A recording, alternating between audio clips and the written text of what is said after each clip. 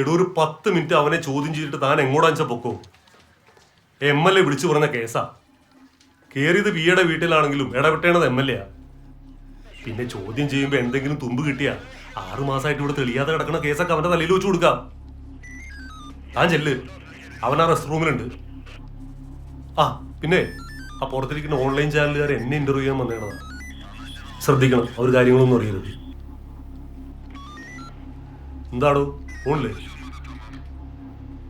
സാറേ ഇത് ടാസ്ക്കാണ്. ഇന്നലെ പിടിച്ചതിനല്ലല്ലോ അവനെ കൊണ്ട് ഉത്തരം പറയിപ്പിക്കണ്ടേ? അല്ല പിന്നെ അവനൊന്ന് ഒച്ചെടുത്ത ഓൺലൈൻകാർക്ക് അതൊരു ന്യൂസാ. അതല്ലേടോ, അത് ശ്രദ്ധിക്കണം എന്ന് പറഞ്ഞത്. സാറ് ഇടയിൽ കയറിയില്ലെങ്കിൽ ഞാനൊന്ന് ട്രൈ ചെയ്യാം. എങ്ങനെ? അവനോട് എന്ത് ചോദിക്കണമെന്നും എങ്ങനെ ചോദിക്കണമെന്നും ഞാൻ തീരുമാനിക്കും. അവൻ എന്തായാലും തനിക്ക് പറ്റിയ ആളാ. അഹങ്കാരത്തിനും ഭ്രാന്തിനും ഒരു കുറവുമില്ല. എന്തേലും ചെയ്യും.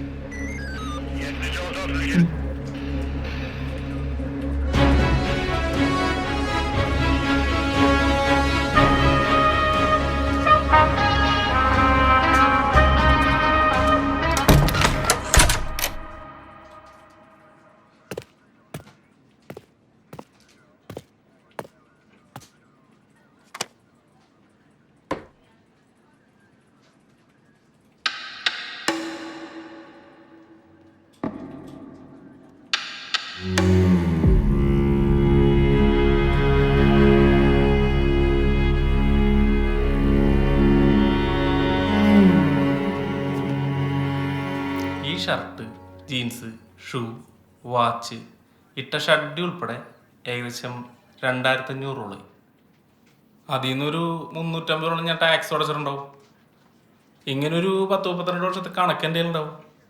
ഇതിൽ നിന്നൊക്കെ എടുത്താണ് നിങ്ങളെപ്പോലുള്ളവർക്ക് സാലറി തന്നതേ. അങ്ങനെയുള്ള സാറിനെ കാണുമ്പോൾ ഞാനെന്തിനു എഴുന്നേക്കണം?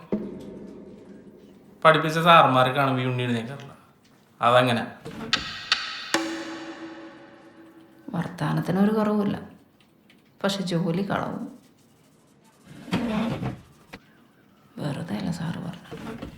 അല്ല സാറേ, ഈ വർത്താനം പറയുന്നവർ കക്കാൻ പാടില്ലെന്നാണ്, കക്കുന്നവർ വർത്താനം പറയാൻ പാടില്ല. സാറെന്ത് ഉദ്ദേശിച്ചത്? കഴിഞ്ഞോ?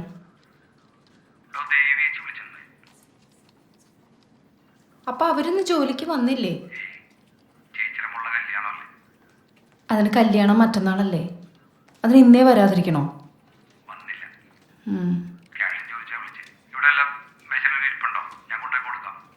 എന്തിന്?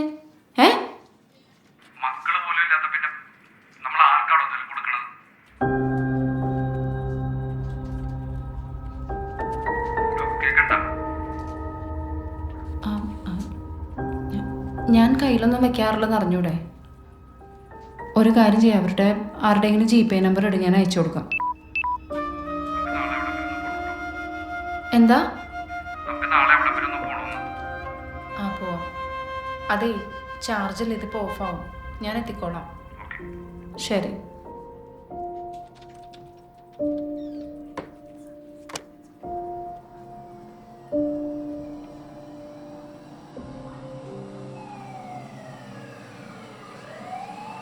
നേരത്തെ പറഞ്ഞ ടാക്സ് ഒന്നും കൊടുക്കാത്തൊരു 14 ദിവസം സർക്കാരിൻ്റെ ചെലവിൽ കിടക്കുമ്പോഴേ ഈ വർത്തമാനത്തിൻ്റെ ആൻസർ കിട്ടിക്കോളും. അവിടെയുള്ള കൂട്ടുകാർ പറഞ്ഞുതരും. ഉടമസ്ഥന്റെ കയ്യിലുള്ള നീക്കം ചെയ്യാവുന്ന വസ്തുവോ വസ്തുക്കളോ അവരറിയാതെ ദുരുദ്ദേശത്തോടെയോ മോശ വിചാരത്തോടു കൂടിയോ നീക്കം ചെയ്യണം. അതാണ് IPC 371, മോഷണക്കുറ്റം. ഇതിലേതെങ്കിലും ഒന്ന് പാളിയ ഞാൻ സേഫാണ്. പിന്നെ തൊണ്ടി മുതലൊന്നുമില്ലാതെ എന്നെ അവിടെ കണ്ടു എന്ന് വെച്ച് മാത്രം എന്നെ എന്ത് ചെയ്യാൻ?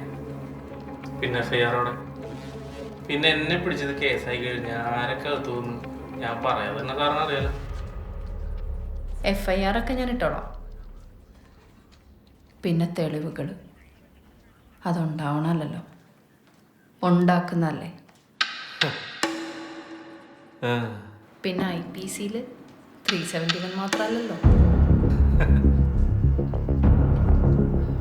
ഇല്ലാത്ത കേസിന് എന്നെ അകത്തിട്ട ഇത് കേസാക്കിയ സാറിന്റെ വീട്ടിൽ ആരൊക്കെ ഉണ്ടെന്ന് എനിക്ക് ഇപ്പം അറിയില്ല. പക്ഷെ ഞാനറിയും. ഞാനറിഞ്ഞെന്ന് സാറ് പറയും.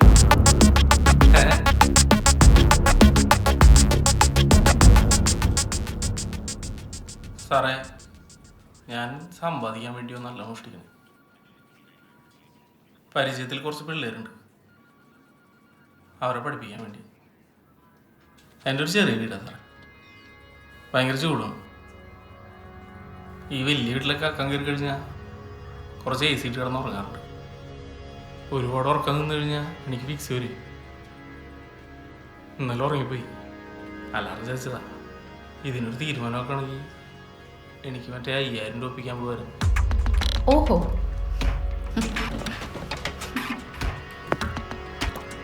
അപ്പം ഞാനിപ്പോൾ ഇവിടെ നിന്ന് നിന്നെ വിട്ടാ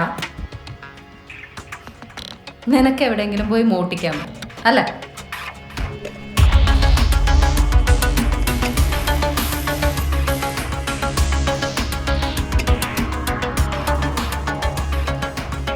എനിക്കിനി ഇവിടെ നിന്ന് ഇറങ്ങാൻ ഒരു 10 മിനിറ്റും കൂടെ സമയമുണ്ട്.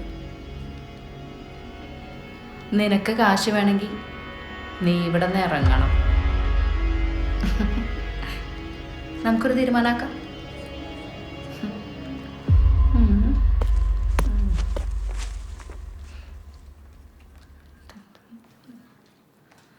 അയ്യോ,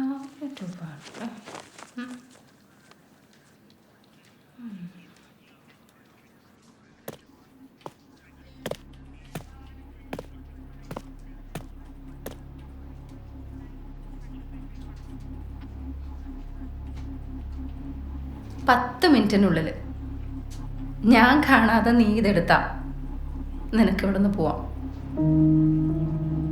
ഓക്കെ, ഞാനിത് ഇവിടെ നിന്ന് എടുത്താ സാറെന്നെ വിടുന്ന എന്താ ഇത്ര ഉറപ്പ്? സാറ് വേസ്റ്റ് സാറിനെ വിളിച്ചിട്ടോ?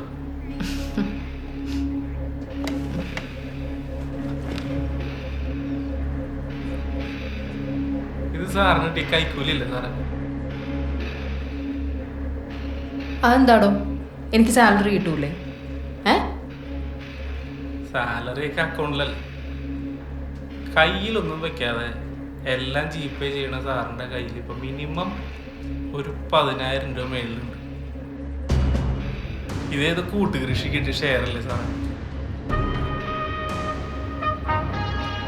Your time starts now.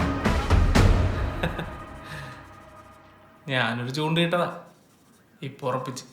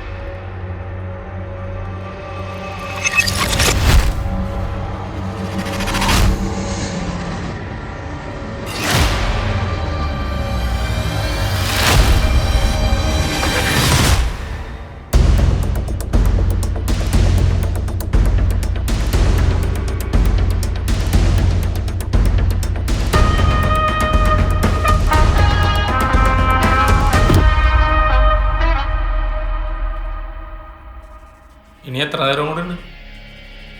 ഒരു 8 മിനിറ്റ്. 3 മിനിറ്റ് കൊണ്ട് നടത്തിയ ലോകത്തിലെ ഏറ്റവും വലിയ മോഷണമായി ചരിത്രം പറയുന്നൊരു കഥയുണ്ട്. റോമിലെ ബീലം എന്ന് പറഞ്ഞ ഗ്രാമത്തിൽ നടന്ന കഥയല്ലേ? കേട്ടിട്ടുണ്ട്. ഒരു അഗസ്റ്റസിന്റെ ഡെന്നിസിന്റെ കഥ.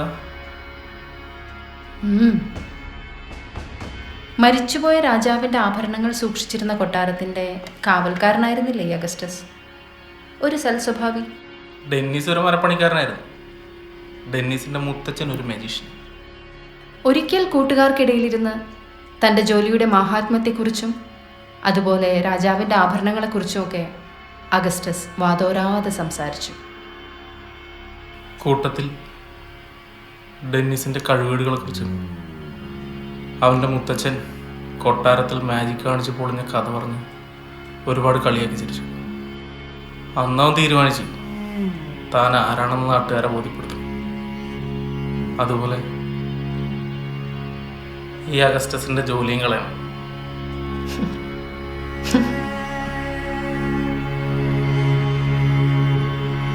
ആഴ്ചയിലൊരിക്കൽ 5 മണിക്കൂറാണ് രാജാവിൻ്റെ ആഭരണങ്ങൾ പൊതുജനങ്ങൾക്ക് കാണാൻ സാധിച്ചിരുന്നതേ.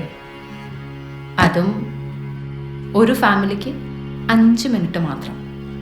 മുത്തച്ഛനെ എഴുതി വെച്ചപ്പോഴേ ബുക്കുകളൊക്കെ തപ്പിയെടുത്തിട്ടേ ഡെന്നിസ് മാജിക് പഠിച്ചു. ഏകദേശം 2 വർഷത്തോളം. അപ്പോഴേക്കും ആഭരണങ്ങൾ കാണുന്ന സമയം 3 മിനിറ്റാക്കി ചുരുക്കിയിരുന്നു.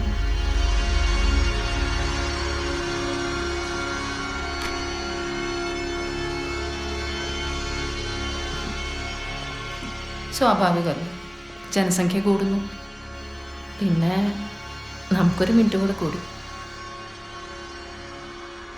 മാസത്തിലൊരിക്കൽ കൊട്ടാരത്തിൽ ആഭരണങ്ങൾ കാണാൻ വരുന്ന ഡെന്നിസിനെ കണ്ട്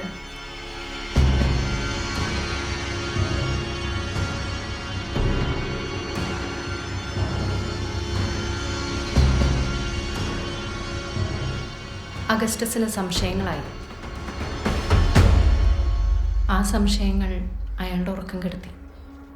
അഗസ്റ്റസ് കാവൽ നിൽക്കുന്ന ദിവസങ്ങളിലൊക്കെ ഡെന്നിസ് കൊട്ടാരത്തിലെത്തി. അവിടെയുള്ള മറ്റു കാവൽക്കാരുമായി അയാൾ ചങ്ങാത്തത്തിലെ. ഉറക്കവും സമാധാനവും നഷ്ടപ്പെട്ട അഗസ്റ്റസ് കൂടുതൽ ജാഗ്രതയോടെ ഇരുന്നു. ഇതിനിടയിൽ മുത്തച്ഛൻ്റെ കൺകെട്ട് വിദ്യയും കൈയടക്കവും ഡെന്നിസ് പഠിച്ചു കഴിഞ്ഞിരുന്നു. കണ്ണിൽ നോക്കി ഉറക്കിക്കളയുന്ന ഡെന്നിസിൻ്റെ മുത്തച്ഛൻ്റെ മാജിക് കഥകൾ അഗസ്റ്റസും കേട്ടിട്ടുണ്ട്.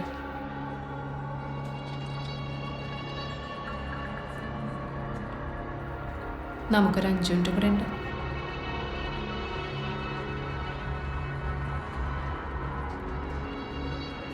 അന്നൊരു വെള്ളിയാഴ്ചയായിരുന്നു. അഗസ്റ്റസ് രാവിലെ തന്നെ കൊട്ടാരത്തിലെത്തി.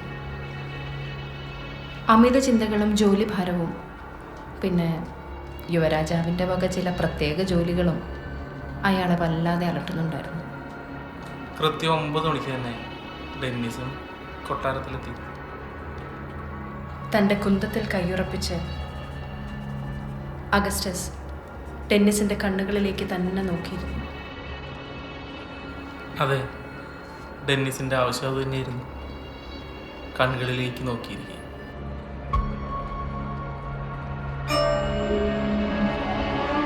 താൻ പഠിച്ച ജാലവിദ്യ അഗസ്റ്റസിന്റെ കണ്ണിൽ പ്രയോഗിക്കുക.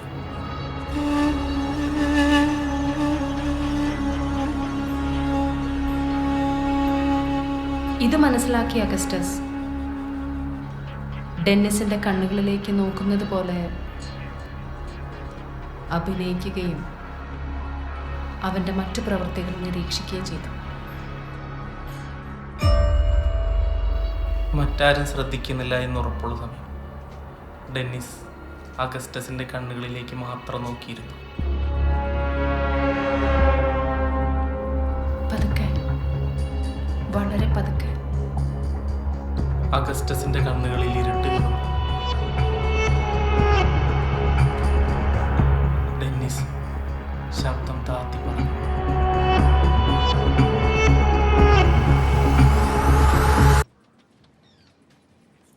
എല്ലാം മനസ്സിലാക്കിയ അഗസ്റ്റസ് അഹങ്കാരത്തോടെ കണ്ണു തുറന്ന് ഇങ്ങനെ പറഞ്ഞു, നിങ്ങളിപ്പോൾ ഉറങ്ങുകയാണ്, എല്ലാം മറക്കുകയാണ്.